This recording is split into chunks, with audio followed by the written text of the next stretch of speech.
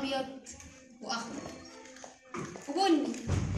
دي الوان السعاده بالنسبه لي، وكانت الوحيده اللي بتقدم لي السعاده دي في طبق وانا صغيره هي جدتي الله يرحمها. كنا مسمينها تيتا محشي عشان كنا دايما ناكل عندها محشي، مش اي محشي كروم وحوه. ونقول لها يا تيتا المحشي ده حراق قوي، تقول لك والله يا ولاد ما حطيت ولا شطه ولا فلفل ولا اي حاجه. كل يوم خميس كنا لازم نروح نتغدى عند تيتا محشي كروم.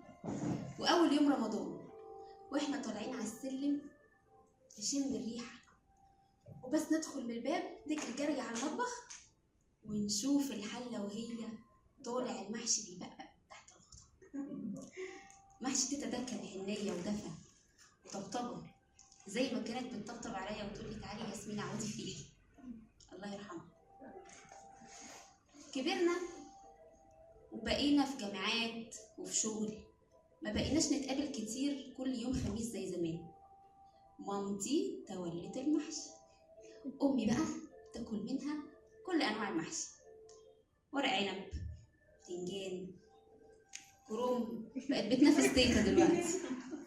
حتى الكوسه تحط جواها نعناع، والكوسه دي بتتعمل لبابايا مخصوص عشان هو بس اللي بياكلها عندنا. طبعا احنا بنتبسط بالمحشي، بس اول ما انا واخواتي نسمع ان احنا النهارده عندنا محشي في بق واحد، واحنا مش هناكل ببلاش، احنا هنقعد وظهرنا هيتقطم واحنا بنقور وبنلف وبنتهزق. بقى ده منظر بنات يفتحوا بيوت، الواحده تمسك الكوسات تتفتفت في ايدها. بس الصراحه هو ده الوقت اللي احنا بنبقى متجمعين فيه وبنقعد نشغل اغاني، واول ما نحط المحشي على السفره ونقعد عشان ناكل كل التعب ده بيتنسي، وانا مش بفتكر نفسي غير لما اكون خلاص مش قادره. واحلى حله محشي كلتها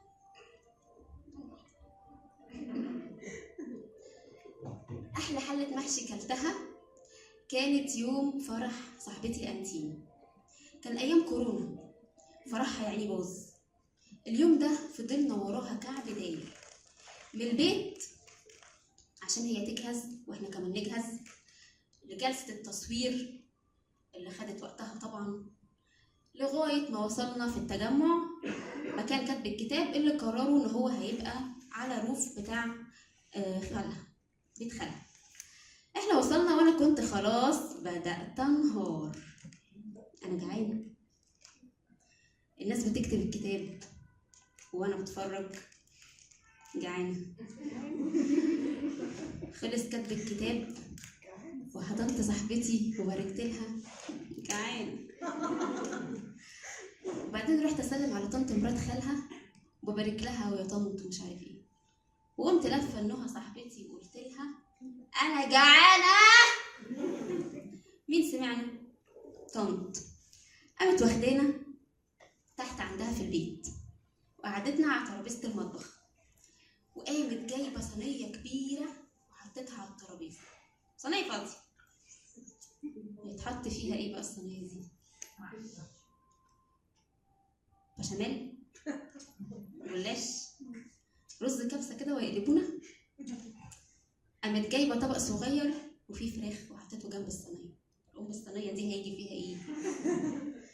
وفي لحظه توقف فيها الزمن، طنط تيجي وفي ايدها حله بتطلع بخار، في مشهد تقشعر له الابدان. تتقلب حله المحشي الورق العنب في الصينيه. محشي يا طنط، انا بحبك قوي، انا بموت في المحشي واضح، وبعرف اكله كويس. ويفضل هو الاكله الوحيده اللي تقدر تملى عليا كل انواع الفراغ.